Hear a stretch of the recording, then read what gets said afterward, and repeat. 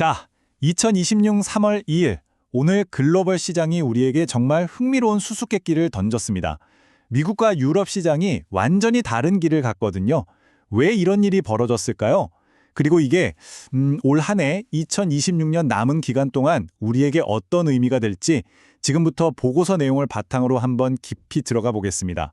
오늘 우리가 함께 따라가 볼 여정은 이렇습니다. 먼저 오늘 시장이 왜 이렇게 엇갈렸는지 그 이유부터 따져볼 거고요. 이걸 바탕으로 2026년 전체 그림은 어떻게 그려질지, 특히 뜨거운 감자인 아시아의 AI 슈퍼 사이클도 집중적으로 들여다볼 겁니다. 그리고 마지막엔 그럼 이런 시장에서 우리는 어떻게 대응해야 할까? 전문 퀀트 전략까지 한번 제대로 파헤쳐 보겠습니다. 네, 그럼 바로 첫 번째 주제로 들어가 보죠. 오늘 미국과 유럽 두 시장의 이야기가 어떻게 달라졌는지 한번 살펴보겠습니다. 오늘 시장을 딱 한마디로 요약하면 바로 이겁니다. 미국 기술주는 정말 굳건하게 버텨냈는데 유럽 시장은 지정학적 쇼크에 그대로 무너져 내렸어요. 이 엄청난 차이가 오늘 시장의 모든 것이었다고 할 수 있죠. 자, 이 그래프를 한번 보세요. 차이가 얼마나 극명한지 숫자로 바로 보이죠. 나스닥은 거의 보합권에서 끝났는데 독일 DX는 무려 2.5% 넘게 빠졌습니다. 정말 같은 날이라고 믿기 힘들 정도로 완전히 다른 두 개의 시장이었던 거죠.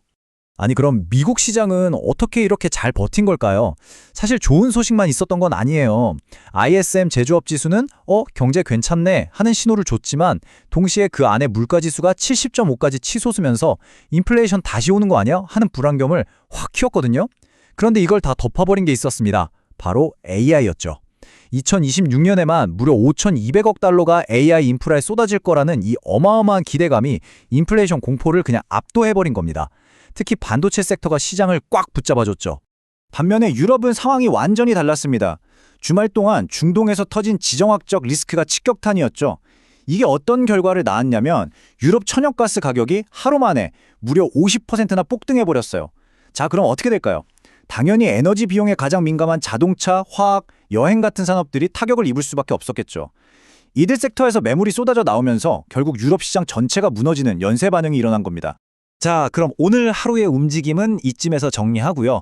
이제 시야를 좀 더 넓혀서 보고서가 2026년 연말까지 시장을 어떻게 내다보고 있는지 그 큰 그림을 한번 살펴보겠습니다. 보고서가 내놓은 S&P 500 연말 목표치 한번 보실까요? 바로 7,800입니다. 네, 7,800. 와, 다른 데이터를 보기 전에 이 숫자 하나만 봐도 이 보고서가 시장을 얼마나 강하게 보고 있는지 느껴지시죠? 자, 표를 좀 더 자세히 들여다볼게요. 보고서는 왜 이렇게 낙관적이냐? 바로 강력한 기업 실적 성장세와 정부의 지원 정책 때문이라고 보고 있어요. S&P 500이 지금보다 13.4% 더 오를 수 있다고 보고 있고, 특히 AI 붐의 중심에 있는 필라델피아 반도체 지수 SOX는 무려 17%가 넘는 상승 여력에 남았다고 분석하고 있습니다. 그런데 유럽 전망은 미국만큼 화끈하진 않습니다. 좀 더 완만하죠. 보고서는 아무래도 높은 에너지 비용 같은 구조적인 문제들이 발목을 잡을 거라고 보고 있어요. 물론 기업들 실적이 회복되고 각국 정부가 부양책을 쓰면서 점진적으로 오르긴 하겠지만 미국처럼 폭발적인 상승을 기대하기는 어렵다는 거죠. 자, 그럼 이제 시선을 아시아로 한번 돌려볼까요? 보고서는 바로 이 아시아에서 굉장히 강력한 기술이 이끄는 거대한 흐름이 만들어지고 있다고 강조하고 있습니다. 보고서에 나온 이 문장이 핵심을 정확히 꿰뚫고 있는데요. 그 중심에 있는 키워드가 뭐냐? 바로 메모리 슈퍼 사이클입니다. 삼성전자와 SK하이닉스가 만드는 AI 전용 칩에 대한 전 세계적인 수요, 이게 모든 걸 이끌 거라는 거죠. 그렇다면 이 AI 슈퍼 사이클이 한국 시장, 코스피를 어디까지 끌어올릴 수 있을까요? 보고서가 제시한 목표치는 정말 야심차입니다. 바로 7,500. 현재 지수를 생각하면 어마어마한 상승 잠재력이 있다는 뜻이죠. 표를 보시면 아시아 시장 전체에 대한 긍정적인 전망이 담겨 있습니다. 한국은 방금 말씀드린 AI 메모리 슈퍼 사이클이 이끌고, 홍콩은 그동안 저평가됐던 가치가 재평가받을 거고요. 중국은 이제 양적 성장이 아니라 질적 성장으로 방향을 트면서 새로운 동력을 얻을 거라고 보고 있습니다. 그러니까 각 시장마다 다 다른 뚜렷한 성장 스토리를 가지고 있다는 게 핵심이죠. 자, 이제 마지막 파트입니다. 지금까지 시장이 어떻게 될 것이다 라는 전망을 살펴봤다면 이제부터는 그럼 우리는 어떻게 해야 하는가에 대한 이야기입니다. 보고서는 이런 변동성 높은 시장을 헤쳐나가기 위한 아주 구체적이고 체계적인 방법, 바로 퀀트 전략을 제시하고 있습니다. 본격적으로 전략을 보기 전에 퀀트 전략이 대체 뭔지 간단하게 짚고 갈게요. 어렵게 생각할 것 없고요. 그냥 투자를 할 때 우리의 감이나 직감 같은 거 왠지 오를 것 같아 이런 감정을 싹 빼고 오로지 데이터와 정해진 수학 공식에 따라서 기계처럼 객관적으로 투자 결정을 내리는 방식이라고 생각하시면 됩니다. 보고서가 제시하는 핵심 전략의 기본 뼈대는 하이브리드입니다. 딱 절반씩 나누는 건데요. 첫 번째 절반은 뭐냐? 앞으로 폭발적으로 성장할 가능성이 높은 우량 성장주에 투자하는 겁니다. 그리고 나머지 절반은 성장은 좀 덜하더라도 자사주 매입이나 배당처럼 꾸준히 주주에게 돈을 돌려주는 가치주로 채워서 안정성을 더하는 거죠. 성장과 안정, 두 마리 토끼를 다 잡는 전략이라고 할 수 있겠네요. 근데 여기서 끝이 아닙니다. 한 단계 더 스마트한 장치가 더해지는데요. 요즘 자동차들 보면 도로 상황에 따라서 알아서 주행 모드를 바꾸잖아요. 그것처럼 시장 상황을 강세장이다, 약세장이다 이렇게 판단해서 포트폴리오를 알아서 바꾸는 아주 똑똑한 국면 전환 모델이라는 걸 도입하는 겁니다. 이 표가 바로 그 스마트한 모델이 어떻게 작동하는지를 보여주는 설계도입니다. 아주 간단해요. 시장 상황을 딱 4가지로 나눕니다. 뭘 보고 나누냐? 주가가 장기 이동평균선 위에 있는지, 그리고 시장의 공포지수라고 불리는 VIX가 어떤 수준인지 이 2가지 명확한 지표를 가지고 판단해요. 그래서 시장이 아주 좋은 강세 국면이다. 그럼 주식 100%로 공격적으로 가는 거고요.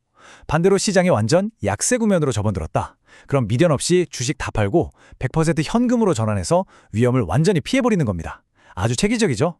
여기에 몇 가지 디테일한 전술이 추가됩니다. 예를 들어 한국 국채가 세계 국채 지수에 편입될 거라는 건 다들 예상하고 있잖아요. 그럼 그 자금 흐름을 미리 예측해서 들어가는 거죠.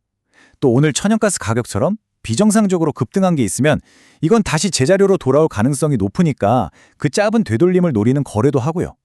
그리고 아마 이게 제일 중요할 텐데 킬 스위치라는 게 있습니다.